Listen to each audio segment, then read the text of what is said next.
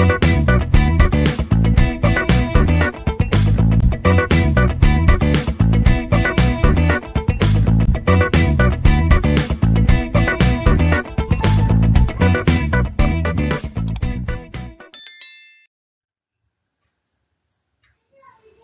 everyone, welcome to today's session on base drive control of power transistors, especially the power BJTs.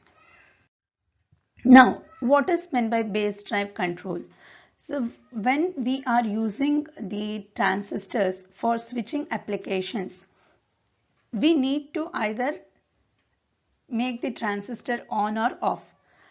We need to see that the switching speed is fast. Okay, it can switch very fast. That means switching speed has to be increased.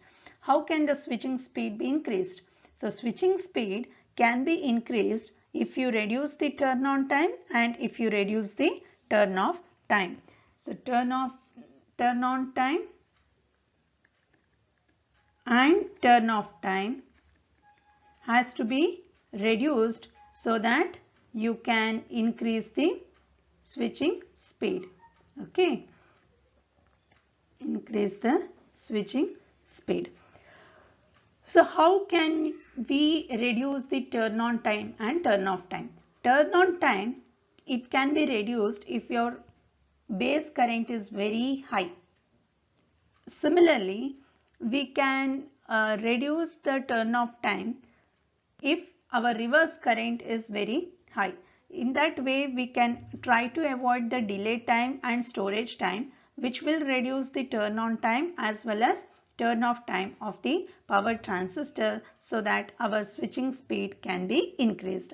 So we can achieve a high switching speed by following any of the four methods. Okay, we have four methods of achieving the high switching speed. We can follow any one of those four methods. So see here, what is it we need to achieve?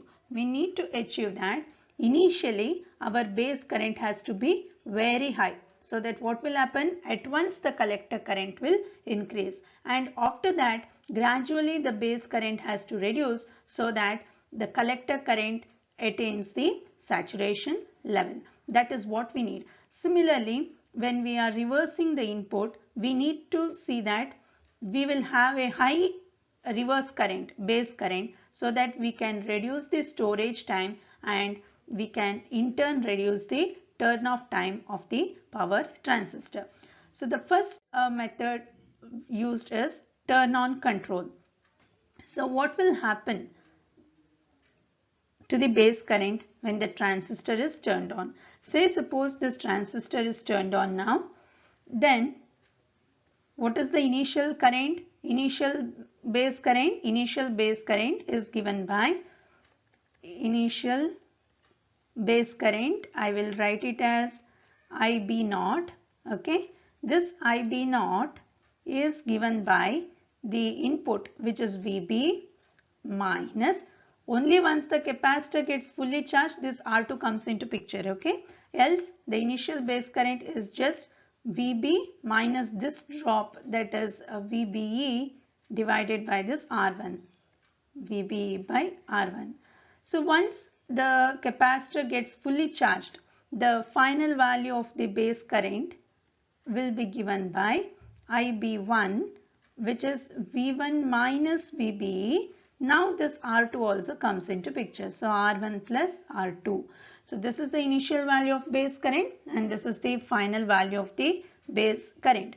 So what is the charge or what is the voltage across the capacitor? So the voltage across the capacitor, we write it as VC1 is equal to, we apply the voltage divider rule. What is this voltage? Which is VB into the resistor R2 divided by R1 plus R2. This is the voltage across the capacitor. So the charging time, it depends on R1, R2 and C1. So R1, the charging time constant, we can write it as tau 1 is equal to the equivalent of this. So R1 and R2 in parallel. So it is R1 R2 divided by R1 plus R2 into the capacitor, which is C1. This is nothing but the charging time constant. Okay, charging time constant. And how your base current is increased initially. So if you see here denominator we have only R1. Here the final value of base current we have R1 plus R2. So initially if this is low, the base current IB0 will be very high, and once R1 and R2, that is the resistance, increases, IB1 will start reducing. That means initially your base current will be very high, and after that it will start decreasing. This is IB0 and this is IB1. Okay, this is to turn on. So what will happen during turn off?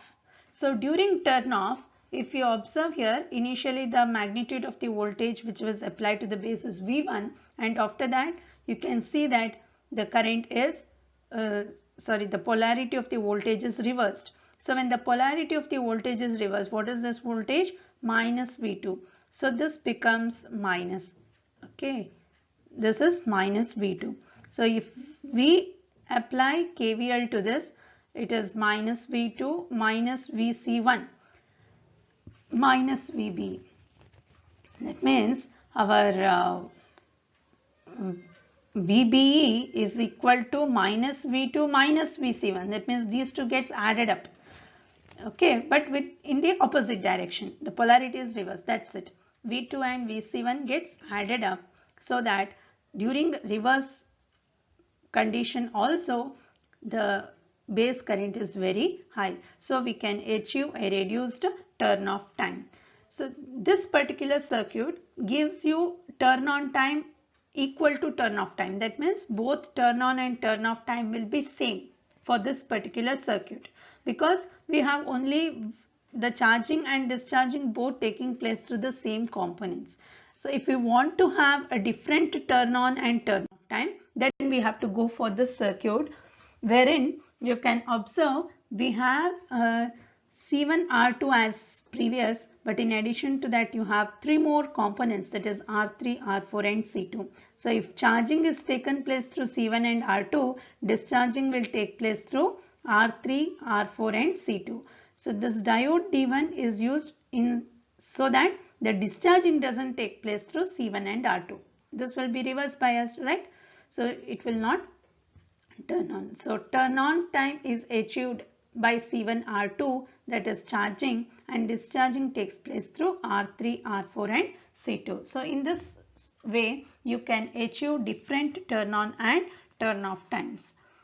Next way of achieving a reduced turn on and turn off time or high switching speed is you use a transformer. Okay, so what will happen here is, you see that the input is not directly connected to the transistor. You have a transformer over here. So how this circuit works is, when you close the switch S1, the base current flows and the collector current also increases. In case you vary the load, okay, in case this load is varied, what will happen?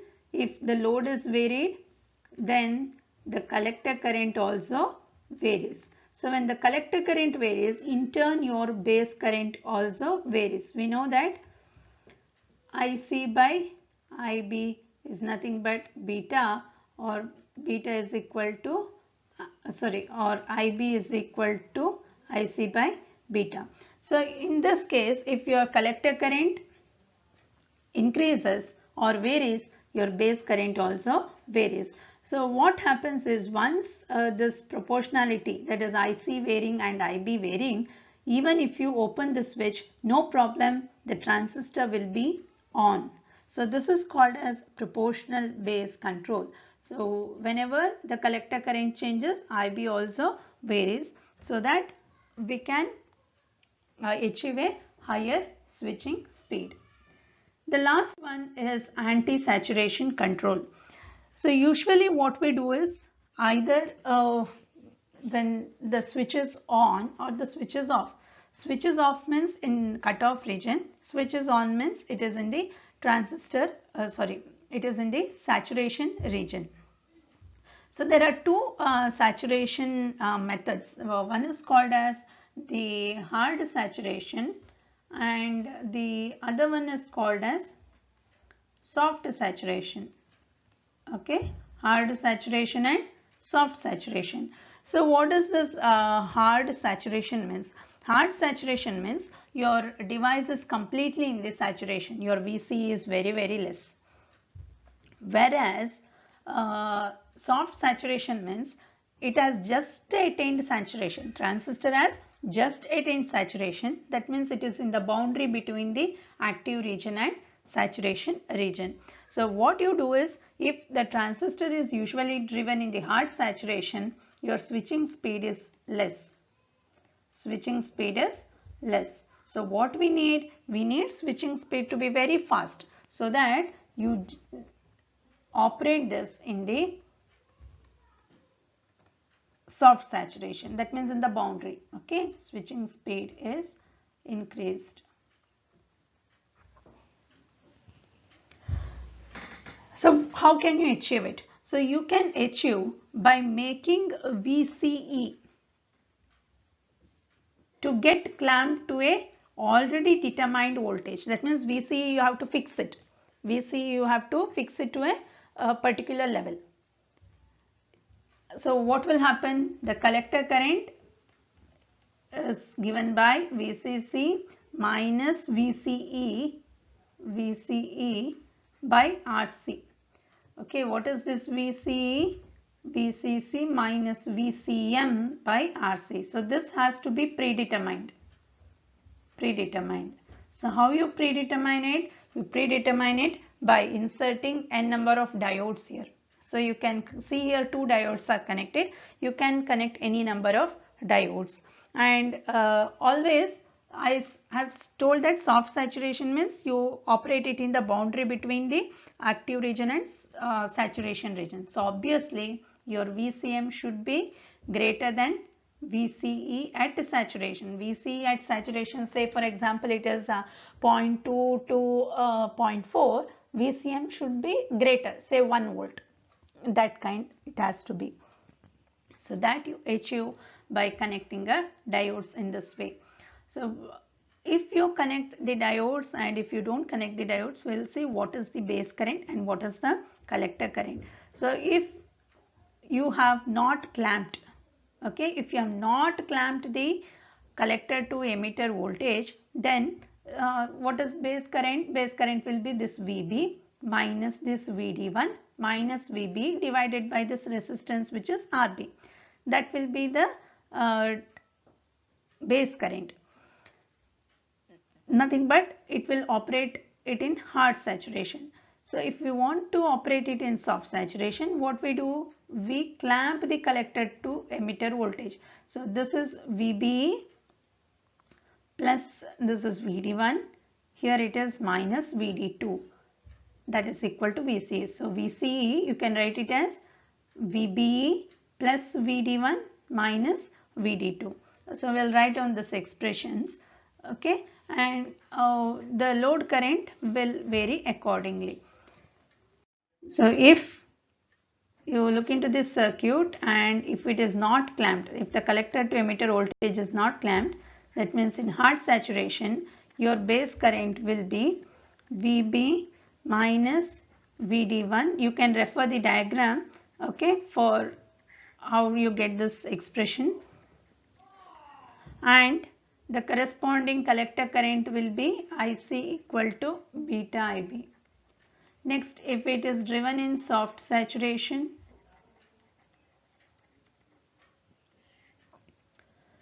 we have to clamp the collector to emitter voltage to a predetermined value. So that is obtained by considering the diode voltage. So we have considered two diodes connected in parallel, VCE. So what will be the load current? So load current will be VCC minus VCE. This is nothing but IC, okay, divided by RC, or VCC minus VBE, substitute that one, minus VD1 plus VD2 divided by RC. So with the clamping, the collector current IC, you can also write it as beta IB, which is equal to beta into I1 minus IC plus IL. Refer the diagram for this.